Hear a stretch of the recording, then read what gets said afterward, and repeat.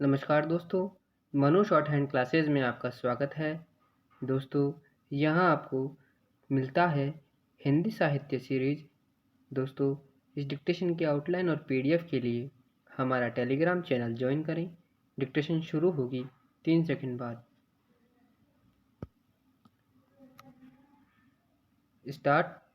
Doctor Sarvepalli Radhakrishnan का जन्म 5 सितंबर 1888 को मद्रास शहर से लगभग 50 किमी दूर तमिलनाडु जिले के तिरुतनी नामक गांव में हुआ था। उनके पूर्वजों का गांव सरपल्ली था, जिसके कारण उन्हें अपने नाम के आगे सर्वपल्ली विरासत में मिला। उनका परिवार अत्यंत धार्मिक था। उन्होंने प्राथमिक और माध्यमिक शिक्षा मिशन स्कूल, तिरुपति तथा वेल्लोर कॉलेज, वेल्लोर में प्राप्त की। वर्ष 1905 में इन्होंने मद्रास के क्रिश्चियन कॉलेज में प्रवेश लिया और यहाँ से बीए तथा एमए की उपाधि प्राप्त की। 20वीं सदी की शुरुआत में जब वैज्ञानिक प्रगति अपने चरम पर थी, तब विश्व को अपने दर्शन से विमुग्ध करने वाले महान आध्यात्मिक नेताओं में डॉक्टर सर्वपल्ली राधाकृष्णन सर्वप्रमुख थे। उन्होंने कहा, चिड़िया की तरह हवा में उड़ना और मछलियों की तरह पानी में तैरना सीखने के बाद अब हमें मनुष्य की तरह जमीन पर चलना भी सीखना है। इसी क्रम में मानवता की आवश्यकता पर जोर देते हुए उन्होंने कहा, मानव का दानव बन जाना, उसकी पराजय है, मानव का महामानव होना, उसका चमत्कार है और मानव होना उसकी विजय है। वे अपनी संस्कृति और कला से लगाव रखने वाले ऐसे महान आध्यात्मिक राजनेता थे, जो सभी धर्मावलंबियों के प्रति गहरा आदर भाव रखते थे। राधाकृष्णन ने अपने जीवन काल में कई राष्ट्रीय संगठनों तथा शिष्टमंडलों का नेतृत्व किया। 21 वर्ष की अल्प आयु में ही वर्ष 1905 में वे मद्रास के प्रेसिडेंसी कॉलेज में दर्शन शास्त्र के अध्यापक नियुक्त हुए। बाद में उन्होंने मैसूर एवं कलकत्ता विश्वविद्यालयों में दर्शन शास्त्र के प्रोफेसर के रूप में कार्य किया। इसके बाद कुछ समय तक वे आंध्र विश्वविद्यालय के कुलपति भी रहे। इसके अतिरिक्त काशी विश्वविद्यालय में भी उन्होंने कुलपति के पद को सुशोभित किया। वर्ष 1939 में उन्हें ऑक्सफोर्ड विश्वविद्यालय के प्राच्य धर्म और आचार विभाग का विभागाध्यक्ष बना दिया गया। वे वर्ष 1948-49 में यूनेस्को के एग्जीक्यूटिव बोर्ड के अध्यक्ष रहे। वर्ष 1950 में उन्हें रूस से भारत का राजदूत नियुक्त किया गया था। वर्ष 1952-62 की अवधि में वे भारत के उपराष्ट्रपति रहे। बाद में वे वर्ष 1962 में राष्ट्रपति के रूप में निर्वाचित हुए और इस पद पर वर्ष 1967 तक बने रहे। डॉक्टर राधाकृष्णन ने दर्शन और संस्कृति पर अनेक ग्रंथों की रचना की, जिनमें the philosophy of the Upanishad, Bhagavad Gita, Hindu view of life इत्यादि प्रमुख हैं।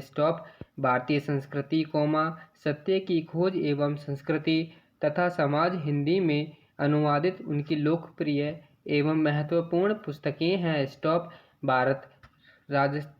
डॉक्टर राधाकृष्णन ने अपने जीवन काल में लगभग 150 पुस्तकों का लेखन किया तथा संपादन किया था।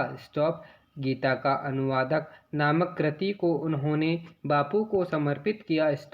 उनकी प्रथम पुस्तक का नाम था the philosophy of Rabindranath Tagore.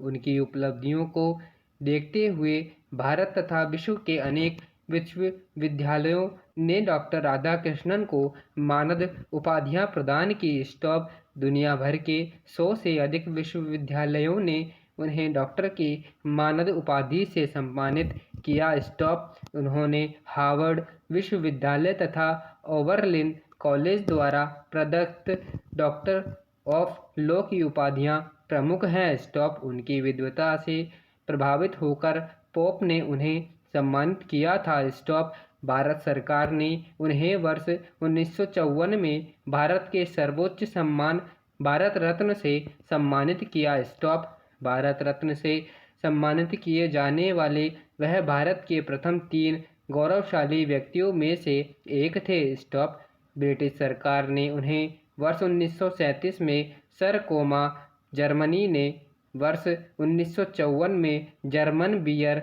ले मेरिट मंगोलिया ने वर्ष 1957 में मास्टर ऑफ विजडम तथा जर्मनी ने एक बार फिर गोयथे प्लेक्ट्यू एवं इंग्लैंड ने ऑर्डर ऑफ मेरिट से सम्मानित किया। स्टॉप पैरा डॉक्टर राधाकृष्णन भाषण कला में इतने निपुण थे कि उन्हें विभिन्न देशों में भारतीय एवं पाश्चात्य दर्शन पर भाग लेने के लिए बुलाया जाता था। स्टॉप उनमें विचारों कल्पना तथा भाषा द्वारा लोगों को प्रभावित करने की ऐसी अद्भुत शक्ति थी कि उनके भाषणों से लोग मंत्रमुग्ध रह जाते थे। स्टॉप उनके भाषणों की यह विशेषता दर्शन एवं आयाम पर उनकी अच्छी पकड़ के साथ साथ उनकी आध्यात्मिक शक्ति के कारण भी थी। स्टॉप उनके राष्ट्रपति काल के दौरान वर्ष 1962 में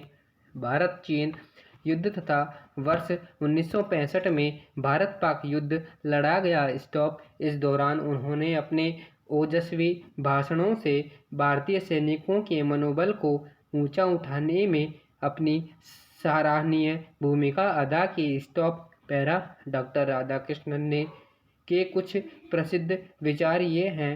दर्शन शास्त्र एक रचनात्मक विद्या है।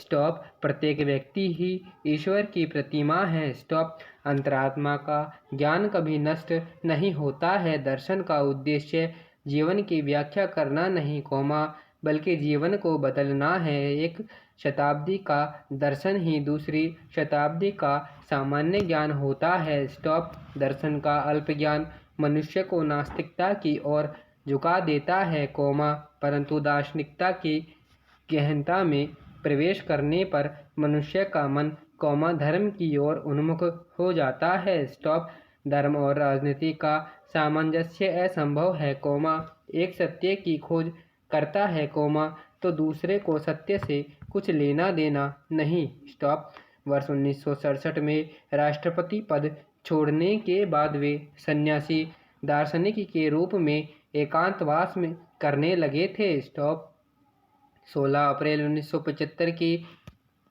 डॉक्टर राधाकृष्णन की मृत्यु हो गई परंतु अपने जीवन काल में अपने ज्ञान से जो आलोक उन्होंने फैलाया था वह आज भी पूरी दुनिया को आलोकित कर रहा है।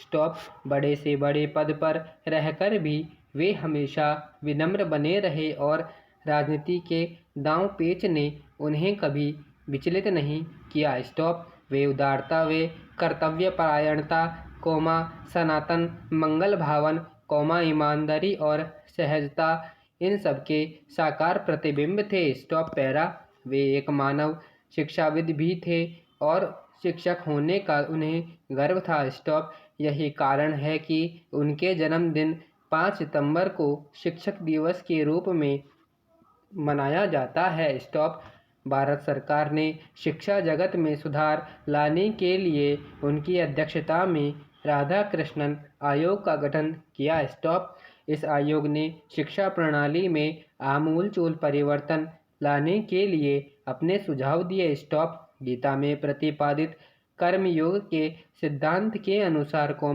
वे एक निर्विवाद निष्काम कर्मयोगी थे जिन्होंने भारतीय संस्कृति के उपासक तथा राजनीतिज्ञ दोनों ही रूपों में एक विश्व नागरिक की भांति मानव समाज का प्रतिनिधित्व किया। स्टॉप। वे आज हमारे बीच नहीं हैं, पर उनको ज्ञानलोक सदा हमारा मार्ग प्रदीप्त करता रहेगा। संपूर्ण विराम। धन्यवाद।